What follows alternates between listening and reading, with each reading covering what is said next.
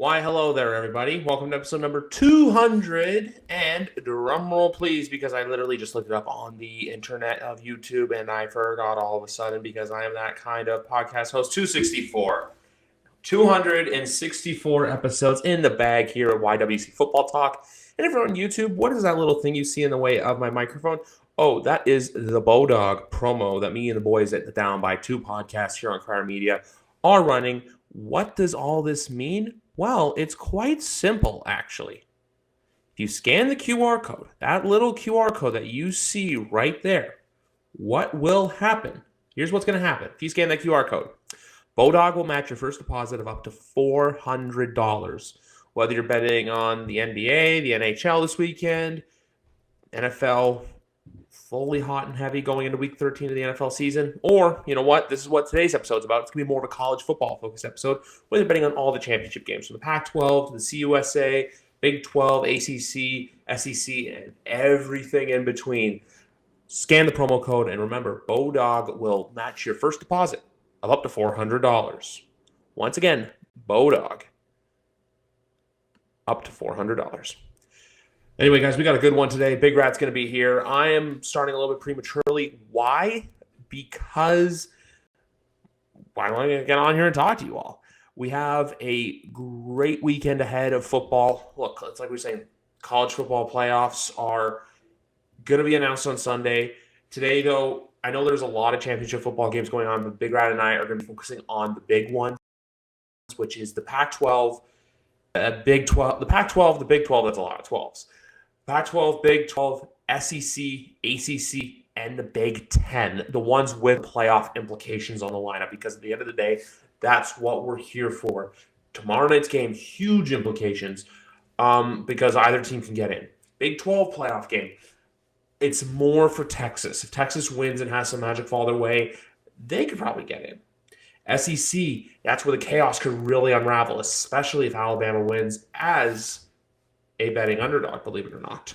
Which, yes, I have it on there.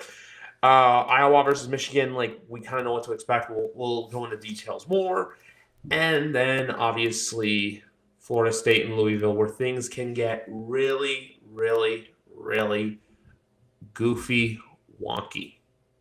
Because there ain't no chaos like college football chaos. And Houston Rodeo is a huge thing that happens in March. But this is all about the rodeo to Houston. So what's going to happen? You're going to have to sit back, relax, and wait and find out. Anyway, guys, stay tuned, because coming up next, I'll be here with BigRat live on YWC Football. He's right here to my right. BigRat 310, once again back here on YWC Football Talk. But I was telling the people earlier today, this isn't the typical NFL edition, even though I do have a surprise for you that's NFL related at the end.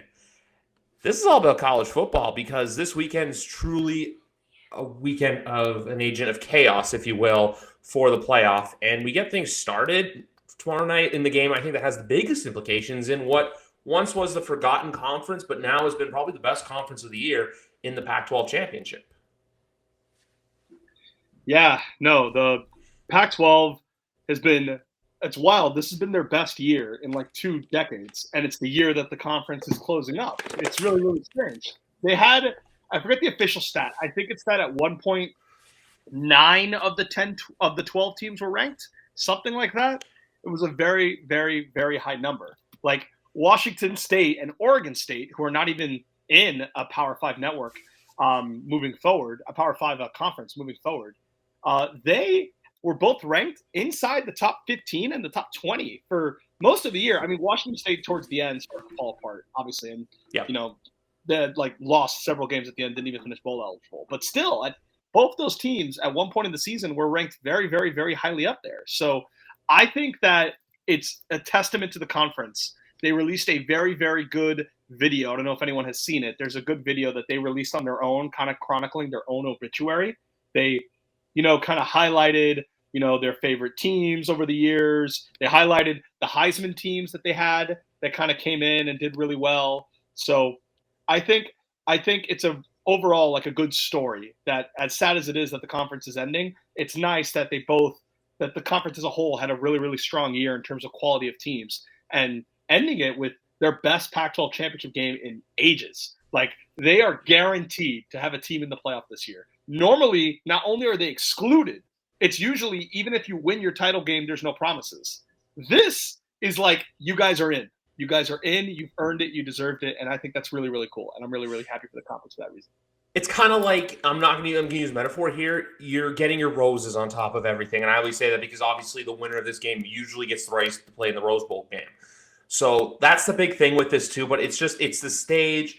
It's the fact too, Fowler and Herbstreit are going to be on the call for this game. It's, like you said, it's winner goes to the playoff. It's winner. You're playing on New Year's Day. I'm sorry, I've said this before on the show, and I stand by the statement. I think the Rose Bowl is one of the biggest stages in all of football, not just college football. I said this to Markeem last year. It's kind of like a WrestleMania feel to it. You know how they say the granddaddy of them all? The Rose Bowl has that feeling to it. So for that team, the team here, hey, you could be playing in the Rose Bowl or you could be playing in New Orleans. We don't know yet. We'll find all that out Sunday.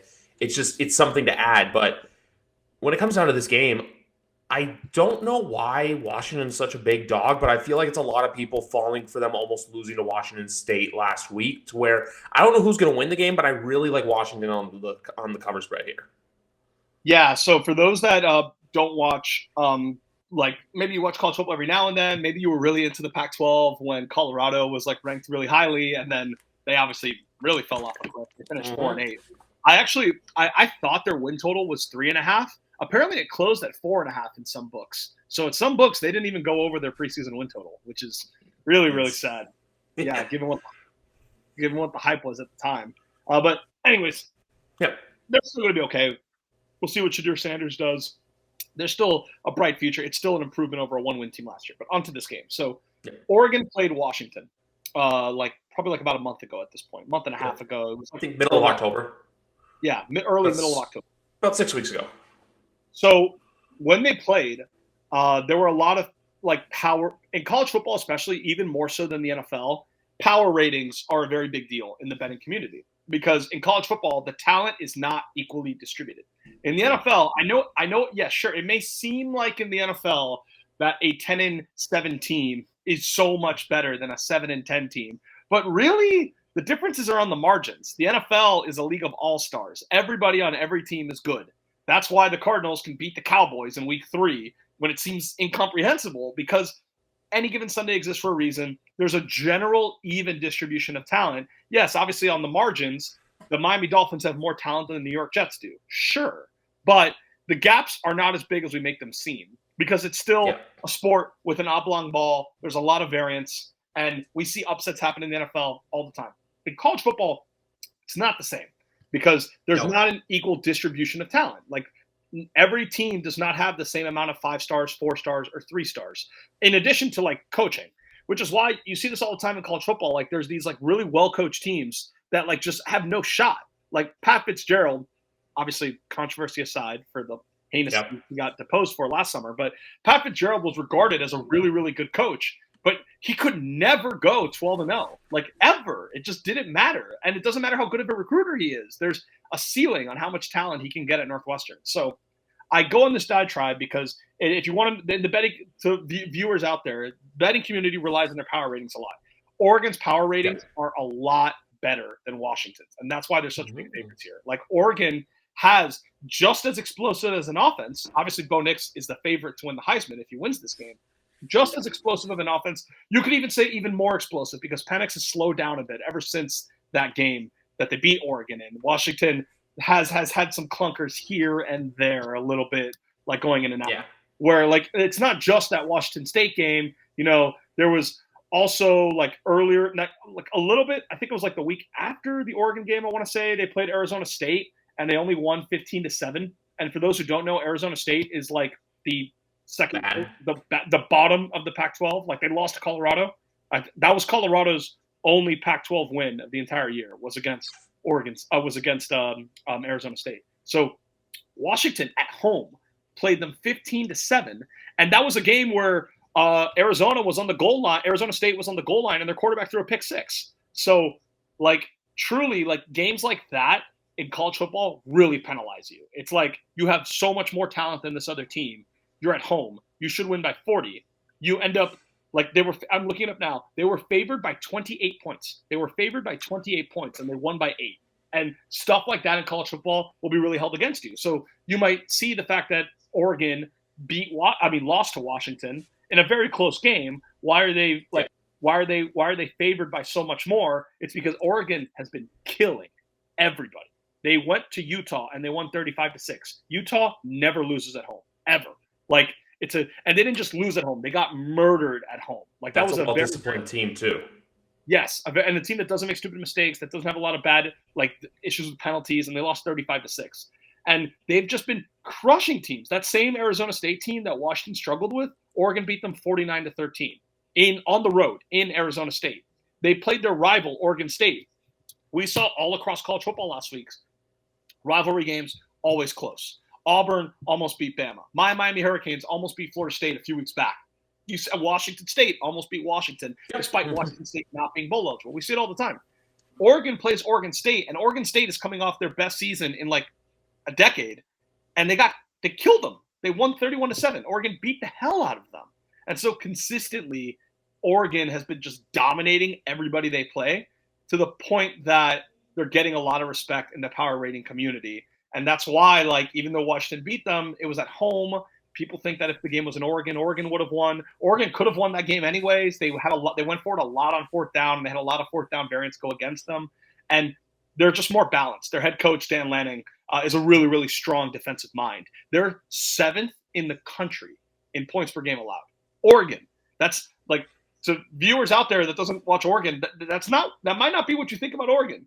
You might think their identity is, the high-flying offense and the sketchy defense like they were in the Chip Kelly days or the Marcus Mariota days. That's not who they are right now. They're a dominant offense with a dominant defense, and Washington's defense is nowhere near as good. And that's why Oregon is favored by so much. There are smart people that think Oregon can actually win it all. In my opinion, the only 3 teams that can really win it all, and Markeem can correct me, he's our overlord. In my opinion, the only 3 teams that can win it all are Georgia, Michigan, and Oregon. I will include Oregon in that list. And so I agree with you. The spread has probably gotten too high. It's probably too disrespectful to the team that did beat them and is still undefeated in their own right. It's pretty hilarious that an undefeated team is a 10-point dog in the championship game. That's not like a group of 5 team. You never see that. If I had to pick a side, you either bet Washington or you pass on the game entirely. But yeah, I do think Oregon's going to win. I do think Oregon's probably going to win by a touchdown or more. So that 65 over/under is also super goofy as well. Yeah. But you made all these logical points to where you're right. Oregon go all these games you think, it's going to be close. They just go in there and it's the Roddy Piper metaphor of I'm here to chew bubblegum and kick ass, and I'm all out of bubblegum.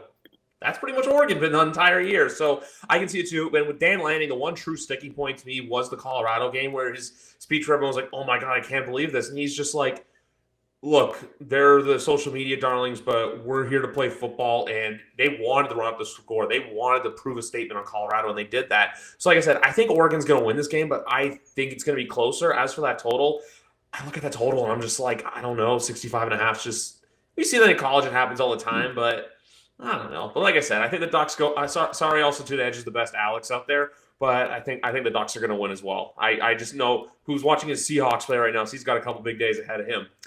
But Saturday afternoon, we kind of get started with a game.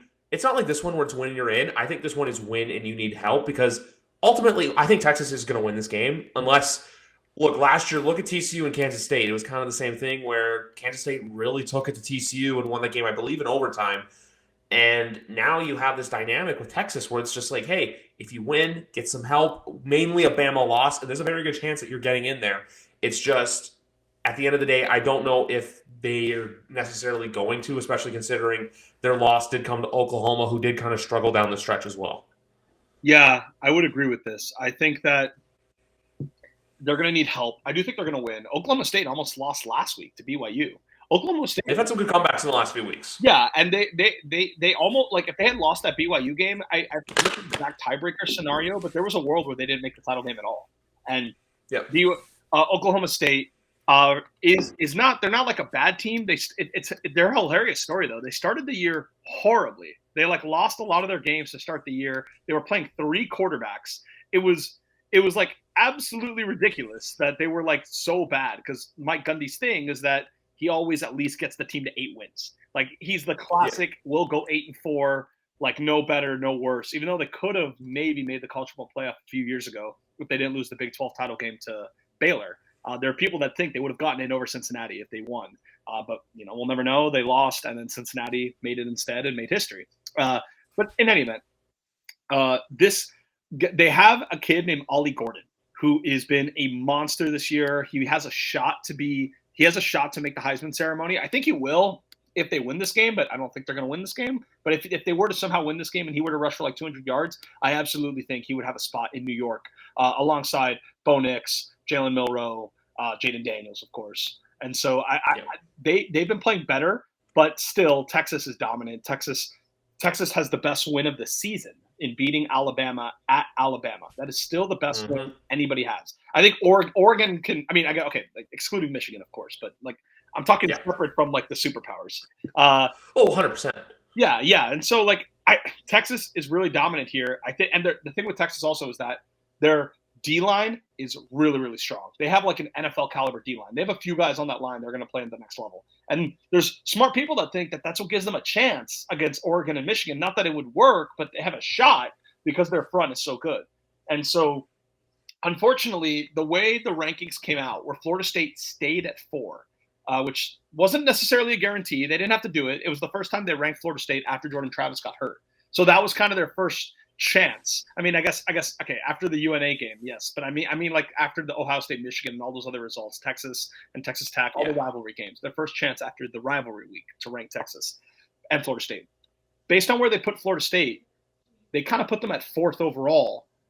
It's kind of hard to see them dropping with a win. It is not impossible. We've seen it before. Famously, TCU and Baylor were ranked 3rd and 4th. Way back in the day in 2014, and Ohio State jumped both of them the last week of the season. So it is certainly not impossible that Florida State could be jumped by Texas if Texas were to win this weekend. However, it's just not looking very likely. And there's a really good thread on Twitter. I don't know if we can like post it maybe in the chat box on YouTube. I could send it to you over DMs. There's a really good thread that breaks down what the betting markets are saying about the college football playoff. And the problem is Florida State's price to make the college football playoff matches exactly their money line price this weekend against Louisville. And so that's the odds makers telling you there's no world where they win and don't make the playoff. So unfortunately, I would not want it. Obviously, hate the Seminoles. I think they're insanely overrated. They were overrated with Travis. There's another stat that came out recently that they had the 3rd largest differential between their actual record and their projected record based on luck, point differential, all the power rating metrics, all that. They power rate Florida State as being a 9.5 win team. They're a 12 win team.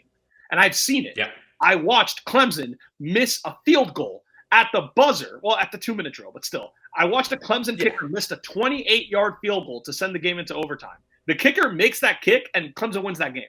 And Florida State is not in the running for the playoff at all this weekend. And their game against Miami, they were very much on the ropes. Miami had the ball at the 50-yard line, a minute left, the chance to tie the game. They threw a pick. That's what Miami does. And Boston College was down by 2 points. 2 points. They get a stop on Florida State on 3rd down.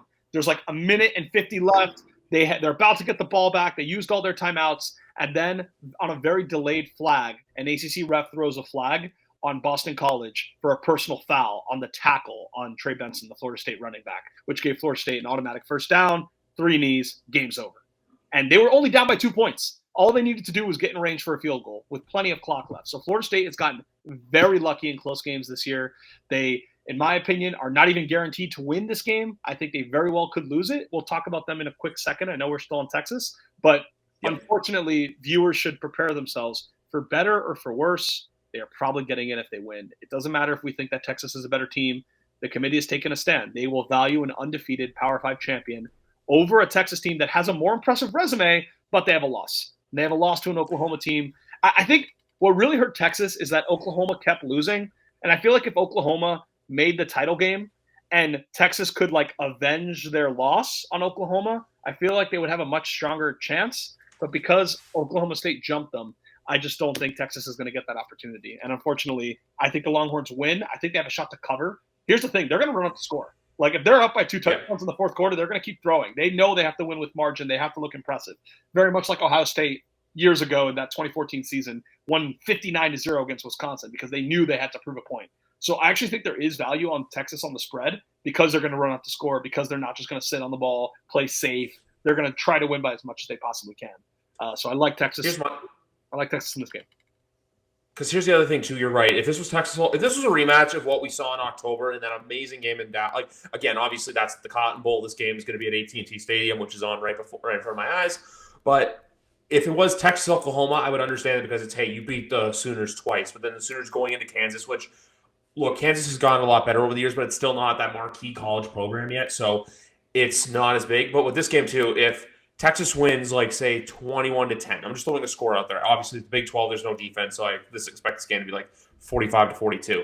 But if this game is like a 45-10, a pure just Texas put the horns up, ass whipping, that's when they get in. But if the Pokes keep this game close, and even if Florida State were to lose to Louisville, I still feel like if they go in there just because it's the one loss was in the championship game, kind of like what happened to Texas, what happened to TCU last year. They went undefeated the whole season, lost the championship game, but still got in because of the resume. So I feel like with Florida State, they probably would do that over Texas. But if Texas wins convincingly and Florida State loses, that's where I think you see the Longhorns get into the playoff.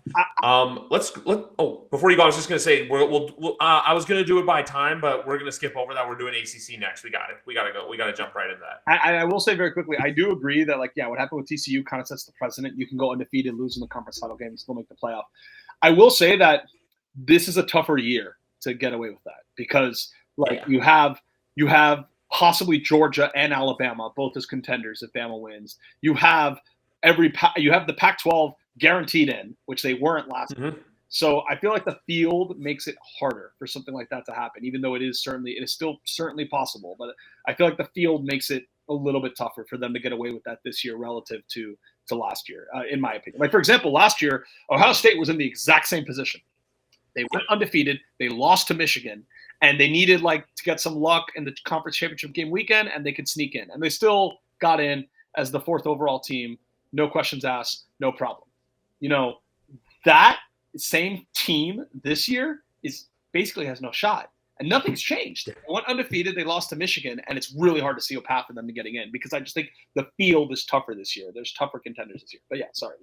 We can get to that's just it because you have all the big dogs, and I don't want to go into the Michigan game too much because I'd rather spend time on the other two. But the only thing I'll say about the Michigan game is, as long as they don't lose, nothing's going to happen, and they're the same thing. Just they're going to win. The spread's at 22. It keeps climbing. I don't want to touch that just because 22 seems unfair. The only thing I'll say is if you want to watch a really boring game of football, I think that's what the Big Ten championship game is going to be. And I will just add a fun prop bet for this game. So everyone, the total is 35. The total is 35, and Michigan is favored by 22. If you do some quick math, they're basically the odds makers are saying the score of this game will be 29-7. They are projecting Iowa to score 7 total points for the game. There's a hilarious bet that I saw on Twitter. You can find it at DraftKings if you're in a state that allows for these sorts of things. You can bet the over-under on Iowa first half points, and it is set at 0.5. Oh my God. So literally, you bet the under on their first half, and you need 0 points. No safety, no field goal. Michigan can't fumble in their own red zone and give Iowa a free field goal. That's a fun sweat. Over under 0.5 points for Iowa in the first half. And yeah, Michigan will win this game. Michigan will win. That's hilarious. But then with the ACC,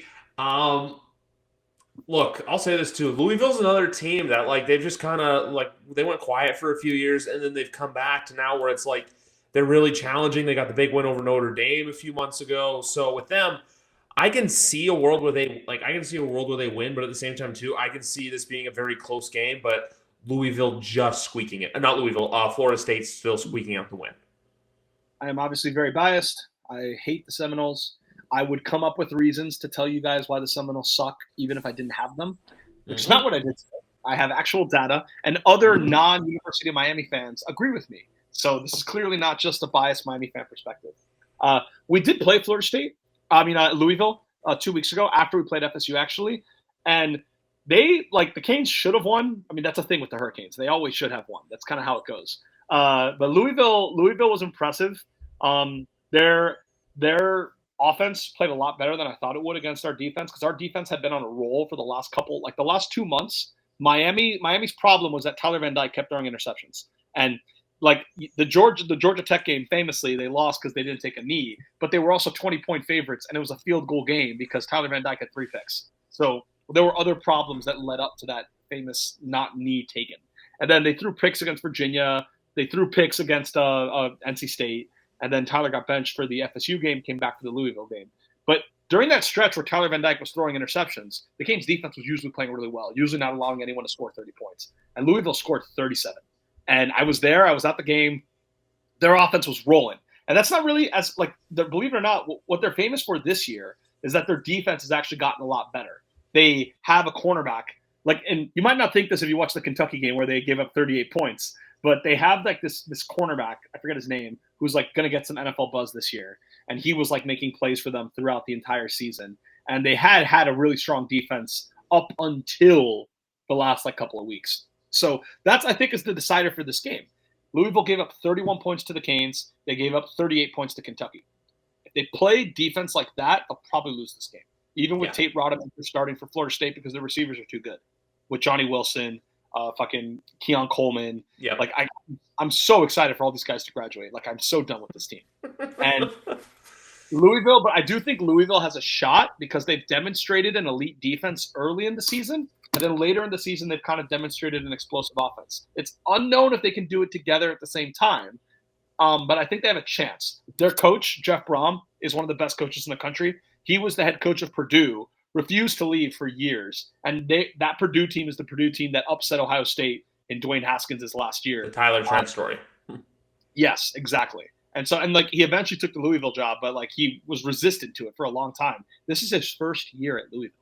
And they're in the ACC title game as a 10-2 team with a chance to win the conference. This is his first year.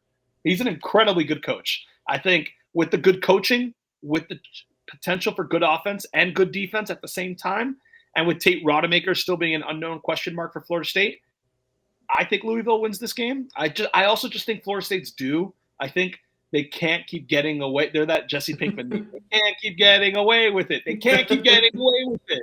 They're going to have to lose a close game eventually. I'm biased. I'm rooting hard for Louisville, but I do think analytically there's reasons to think that Florida State will play another close game. This time they won't get so lucky. And so I like Louisville here. But obviously it would not surprise me at all if Florida State won. It would not surprise me at all if Louisville is too inconsistent on both sides of the ball. But I like Louisville. You know what? I'm gonna ride with them too because even two because I thought the spread was 2.5 for a second, but I realized I put in 1.5. So if it's 1.5, you're pretty much picking the winner. So I'm going to the same thing with the Cardinals too because it's like that. And as well, I have a surprise for you involving a team that can't get away with it any longer after this. But the big one of the day, the SEC championship. I'm sorry, I'm going to say this right now. I love Alabama plus 5.5 because I feel like every time Alabama's an underdog is when they shock the world. And if they win this game, that's truly all hell breaking loose for the committee. One thing I'll say about them is Jalen Milroe as a quarterback has grown on me. He was terrible his first few games of the year, which can't even put a player in the Thursday night football graphic. God damn it. But with Jalen Milroe, he's grown as a player. Bond's a great receiver. Dallas Turner's going to be a stud in the NFL. Same with, I love the name Kool-Aid McKinstry. Just this is one of those teams where Alabama was looking like whatever, but then their game against Texas A&M close where they squeaked out a win.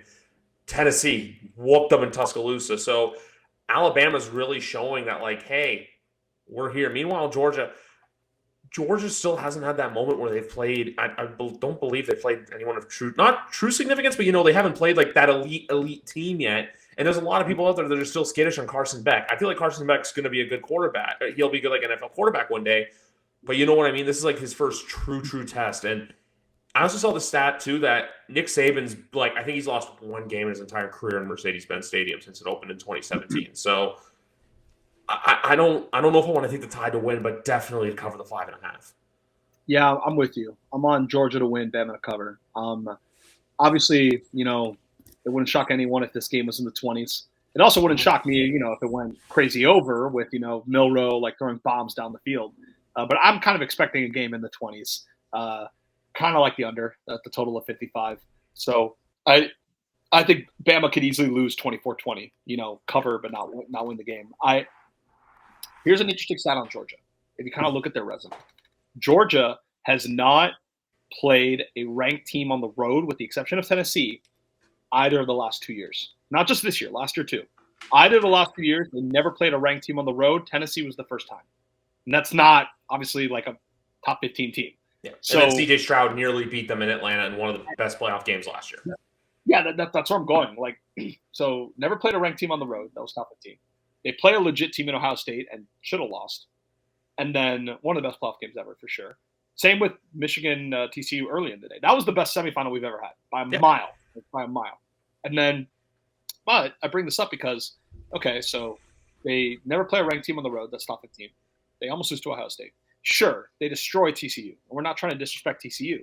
But it kind of goes back to college football is like this. When there's a big talent disadvantage between both teams, that's when you get blowouts like this. The score is not reflective of how bad TCU was. They beat Michigan, for crying out loud. They have multiple players in the NFL. It's just that when you are so much better in the trenches like Georgia was than TCU, that's when it's like, okay, sure, the spread says 13, but the line play is so much in their favor. That's how you lead to all those turnovers that Max Dugans was throwing in that game. That's how you lead to the Georgia offensive line just mauling TCU. So instead of our line won this matchup, this run gains 5 yards. No, now it gains 20 because their trench play was just so much better.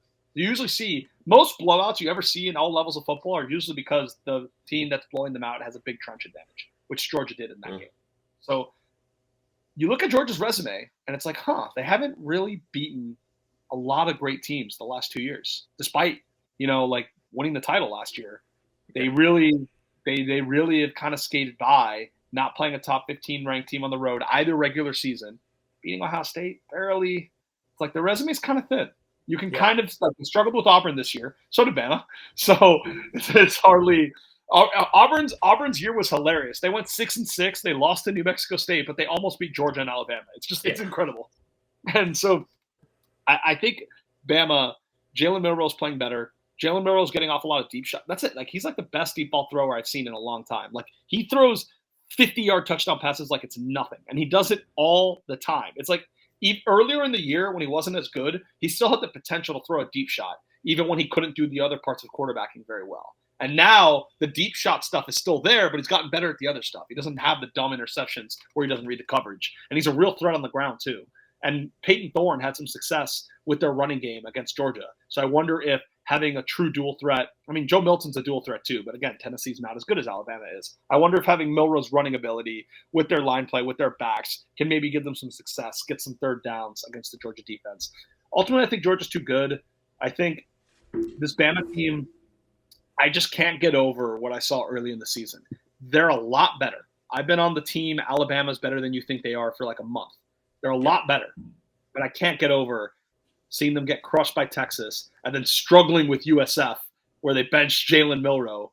I can see a team like that rebounding, playing better as the year goes on, for sure, which they did. They beat the shit out of LSU. I can see that for sure.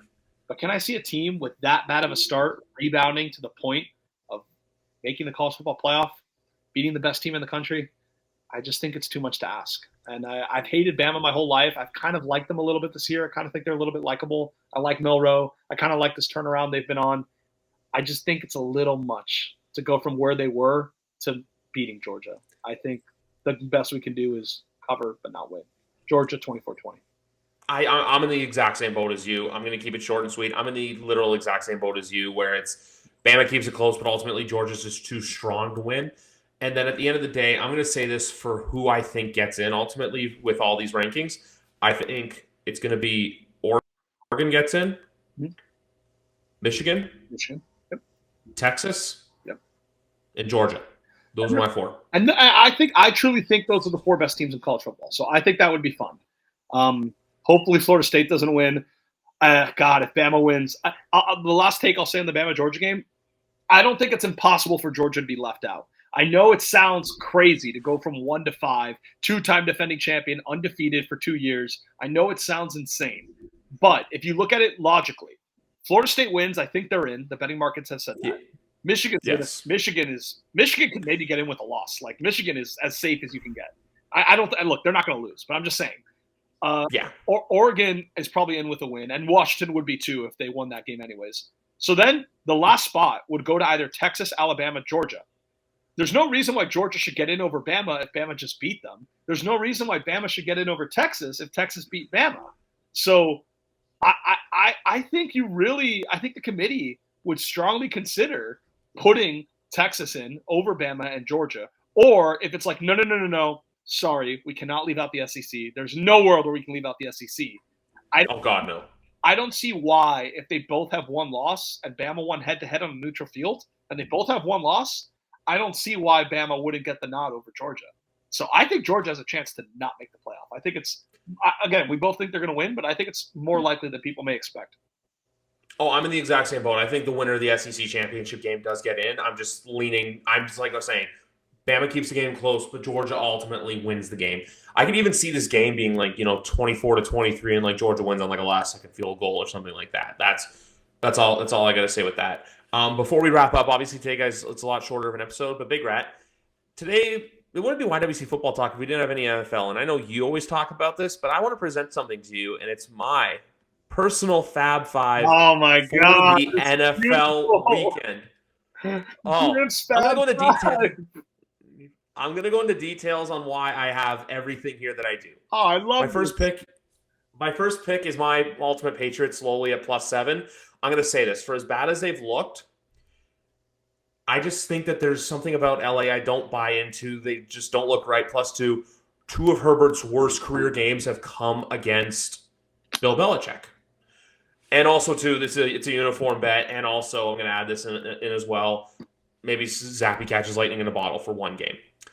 Next one, Denver +3.5. I like Houston and the Texans. I just think that this is a bit of a disrespectful line considering how good Denver's looked as of late, where it's +3.5. Next one I have Detroit +4. Last week got me off the Saints completely, and I think this is a perfect bounce back spot for the Detroit Lions. Pure, as simple as that. San Francisco, meanwhile, I think is Philadelphia. This is their Florida State week, where last week they pulled a rabbit out of their ass. This week that rabbit's not there. I think because this is where this battle is going to be. That San Francisco D-line will not get pushed around with a brotherly shove like any other D-line has this year. That San Francisco D-line is just built with dogs. And then Cleveland +3.5, because I think a lot of people are buying into, I know the Cleveland quarterback situation is wonky, but the Rams just whooped the Cardinals. The Rams have been losing to good teams all year, and they've been beating up on bad teams. And this is not a bad team coming into town, even if it's Joe Flacco quarterback. I feel like if at the end of the day, I trust the Cleveland defense more than I trust the LA Rams defense. So there it is, Griff's Fab Five. Oh my Lord, I love it. I love it so much. It's so beautiful. On the Chiron and everything. This is perfect. There's some of these games that I'm not taking personally, but if I had to pick a side, I would pick the side you picked. I'm not on the opposite side of any of these. The Browns, especially +3.5, I like a lot. I think I've always kind of been on this Rams team is a little overrated. The Rams record is largely propped up by beating the Seahawks and the Cardinals, two division opponents that they swept. That's literally 4 of their 5 wins. So they've been nowhere near as good outside the division. So I'm curious with that defense. We kind of saw when the Rams played Philly that when the Rams play a team with a really good front, their whole offense kind of can fall apart a little bit. So I wonder if I know the Browns have some injuries, but I wonder if with their D-line, they can be able to maybe force a tough one for them. So I love it. I love Griff's Fab Five. I love the Zappy pick. Is Malik Cunningham going to get QB draw packages, you think, or no? I don't think so. I think maybe they might throw it out somewhere, but Zappy's been QB1 all week in practice. I think this is his week. +2, the last time they played in the 1 o'clock slate in these Patriot red throwback uniforms, Bailey Zappi beat the Detroit Lions 29-0 with yours truly in the building. But I think the other Justin Herbert thing does ring true of two of his worst games of his career have come against Bill Belichick. I know the Patriots look bad. We just lost to Tommy DeVito, for God's sakes. But also, to every bad team, every dog has its day. Every blind squirrel finds a nut. I think this is New England's day for that. And then Denver too. The reason why it's 3 underdogs, I don't know if you saw this, but favorites went like I think 12-4 or 13-3. It was ridiculous. Favorites cleaned house last week. I think this week you're going to see some dogs barking. I don't know if they'll like the Patriots. I don't know if they're going to win the game, but I definitely think they keep it close. Because if you look at it as well, LA, the only team that really blew out this year is Tyson Bagent, and even still, I would take Bailey Zappi over Tyson Bagent. Yeah, and I know, you know me, closet Belichick fan, love listening to like a lot of your Patriots beat writers and reporters, etc. And I agree with their logic that Bailey Zappi, like when you give him the full week of reps, make him the starter. Like it's there, you can expect something different than just having him come in mid-game, second half, 2-minute drill, and try to save you.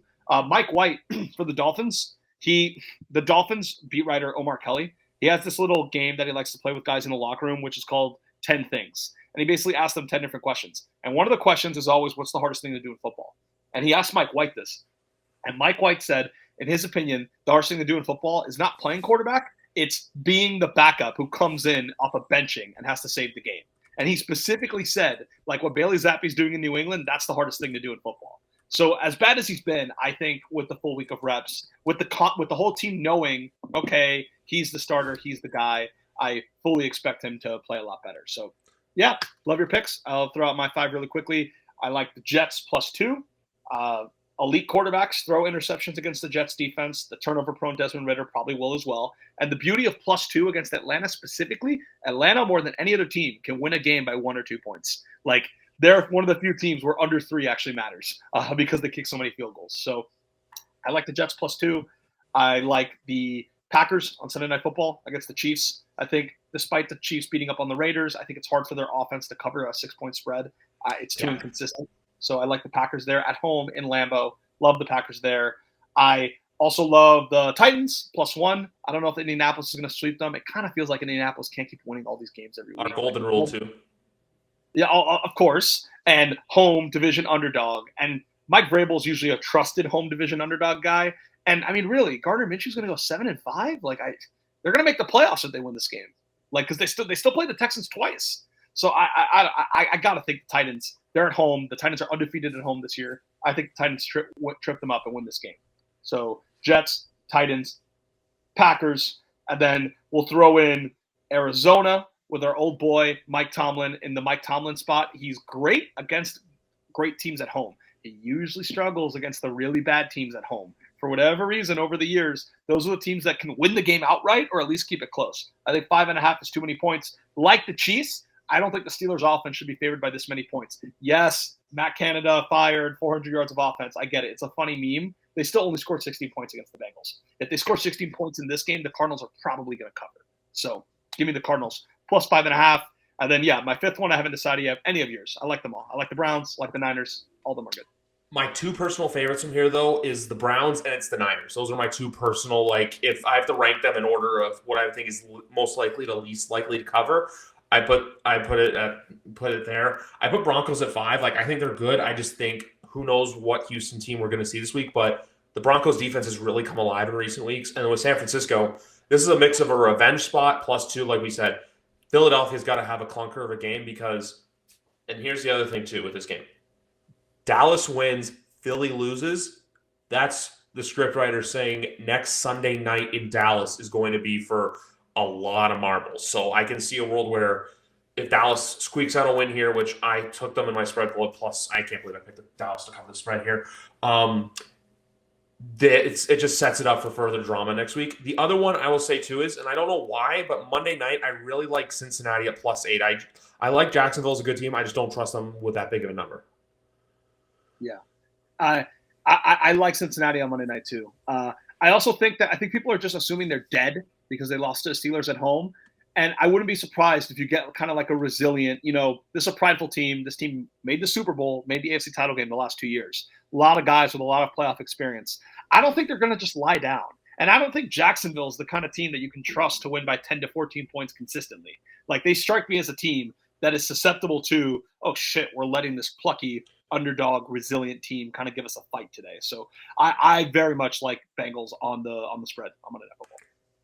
And then the last one I'm going to ask you about quickly. Do we think Carolina's actually has a chance of bouncing back with the head coach thing, or do we think that they're truly bad? Because I feel like it's one of two things. One, they either get a win and everyone's like, hey, it's this, or they lose and we realize all along that, hey, David Tepper's just a in-your-nose micromanaging narcissist. It's interesting because, like, lately it feels like the fired coach team always wins. Like, it's felt like that the last, like, few years. And, like, it even happened recently with fucking Antonio Pierce. So and like Rich Bisaccia too, the few years prior. Like, it seems like it always works. So, like, instinctively, I want to bet on Carolina to maybe win this game outright. But I don't know. I think this Bucs team is better than their 4-7 record. I think, like, I was on the Bucs last week. It fucking sucked when Baker Mayfield got hurt on that goal line stand. They were on the 1-yard line. They were about to score a touchdown. He gets hurt on the QB sneak. They put in Trask. They kick a field goal. Difference between 3 points and 7 points. In a game, they lost by 7.